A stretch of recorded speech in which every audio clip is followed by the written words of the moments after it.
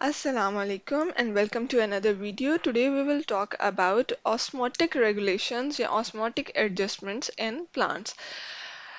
In our previous video we have talked about homeostasis in plants, लेकिन हर plant में homeostasis के different methods होते हैं और different procedures होते हैं.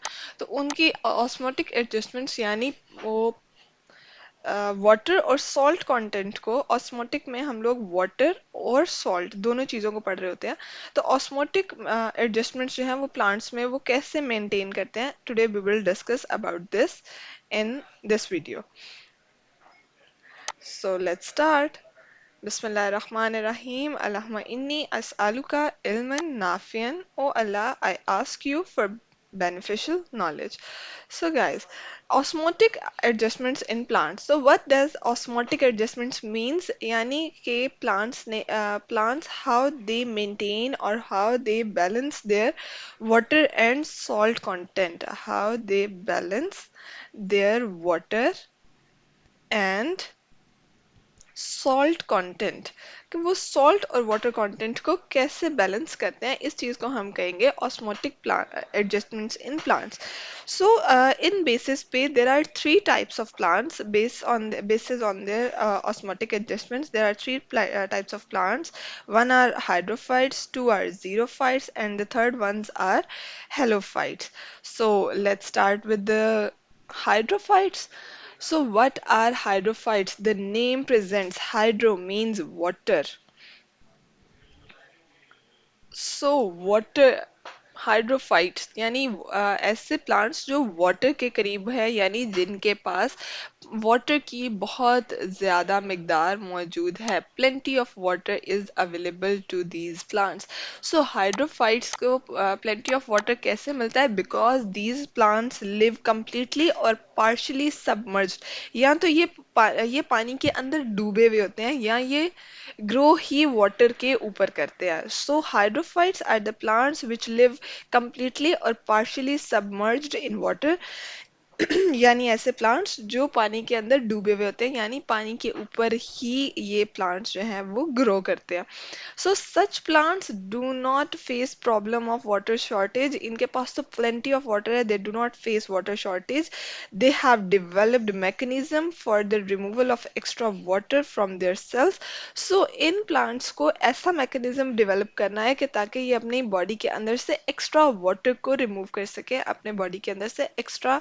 अपने सेल्स के अंदर से एक्स्ट्रा जो वाटर है जो एब्जॉर्ब हो गया हुआ रूट्स के थ्रू उसको रिमूव कर सके so hydrophytes have broad leaves with large number of stomata on their upper surface तो hydrophytes have broad leaves like if you have an example of water lily तो you know that water lilies have broad leaves बहुत बड़े बड़े पत्ते होते हैं उनके और जितना ज्यादा सरफेस एरिया होगा उतनी ज्यादा जो है वो स्टोमेटा की नंबर ऑफ स्टोमेटा होंगे क्योंकि number of stomata is directly proportional to the surface area of leaves तो जितना ज्यादा सरफेस एरिया है उतनी ज्यादा नंबर ऑफ स्टोमेटा है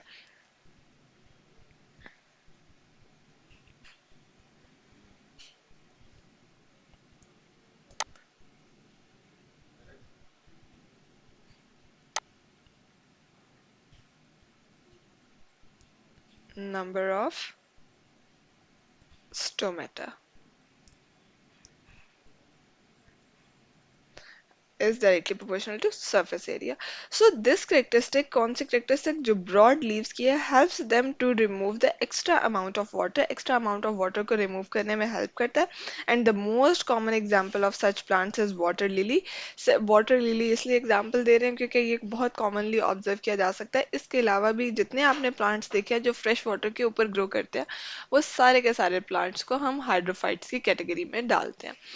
And let's come to zero fights. Zero fights नाम से आपको थोड़ा सा आइडिया हो रहा होगा कि जीरो वाटर लेवल है इनके अंदर पानी बिल्कुल जो है वो पानी नहीं मिल रहा होता फॉर एग्जांपल डिजर्टेड प्लांट्स जितने भी डिजर्टेड प्लांट्स हैं जो के आप एग्जांपल दे सकते हैं रेगिस्तान में कैक्टस बहुत ज़्यादा होता है और इसके अलावा जो है जो भी इस तरह के यू कैन से वाटरमेलन जो है वो वाकई वाटरमेलन भी जो है वो बेसिकली डिजर्टेड प्लांट्स को ही कंसिडर किया जाता है। अब तो है वो बाकी सरफेसेस पे भी ग्रो कर रहा है, लेकिन अल्लाह ताला ने जो है बेसिकली वाटर मेलन को जो है वो एक डिजर्टेड प्लांट के तौर पे ही इस दुनिया में जब इंट्रोड्यूस हुआ था।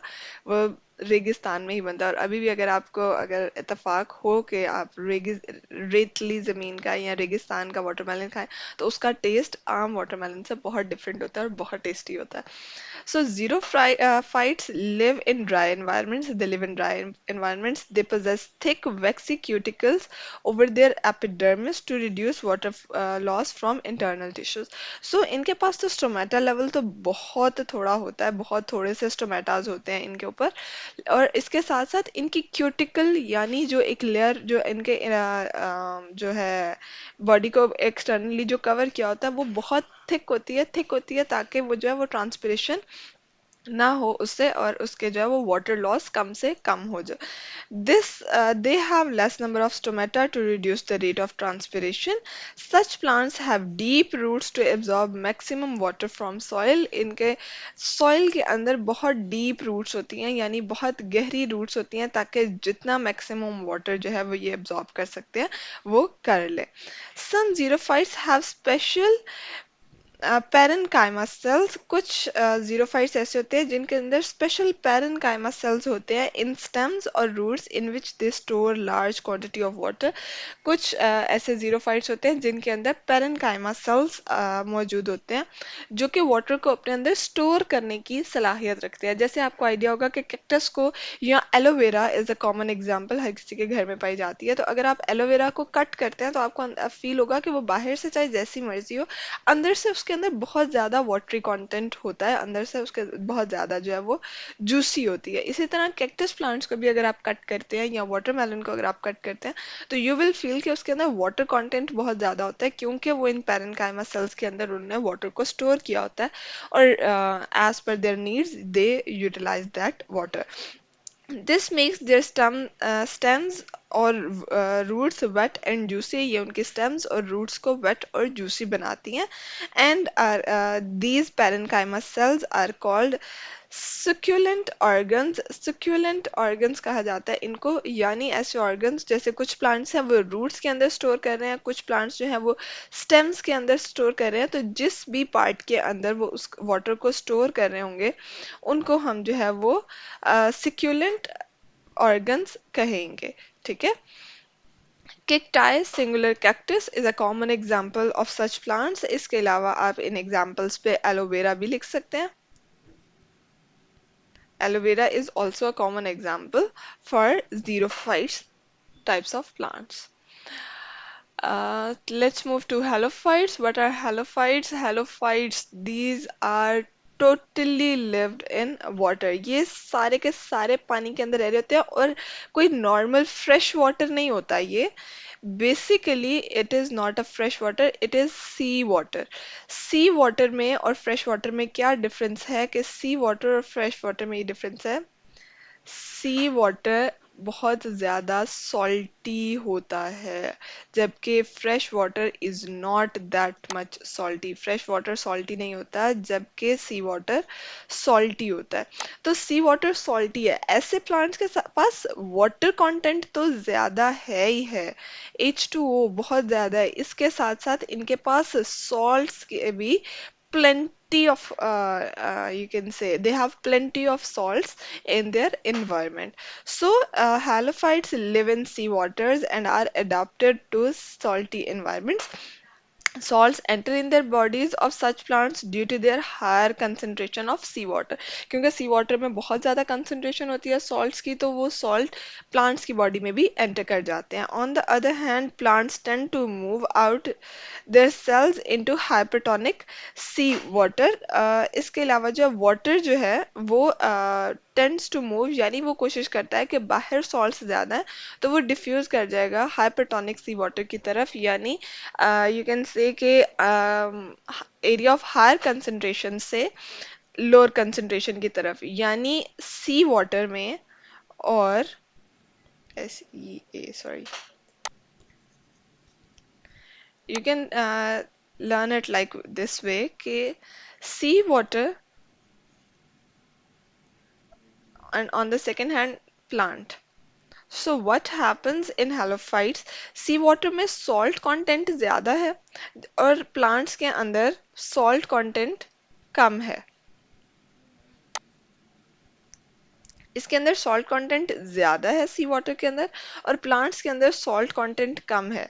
इसी तरह से सी वाटर के अंदर वाटर कंटेंट ज्यादा कम है एज कंपेयर टू सॉल्ट, क्योंकि सॉल्ट बहुत ज्यादा है ना, तो एज कंपेयर टू प्लांट्स हम देखें तो प्लांट्स के अंदर वाटर ज्यादा होगा और सॉल्ट्स कम होंगे। अगर इन दोनों का कंपैरिजन किया जाए तो प्लांट्स के अंदर सॉल्ट्स कम और वाटर ज्यादा है, जबकि सी वाटर के अंदर सॉल्ट ज्यादा है और वाटर कम है।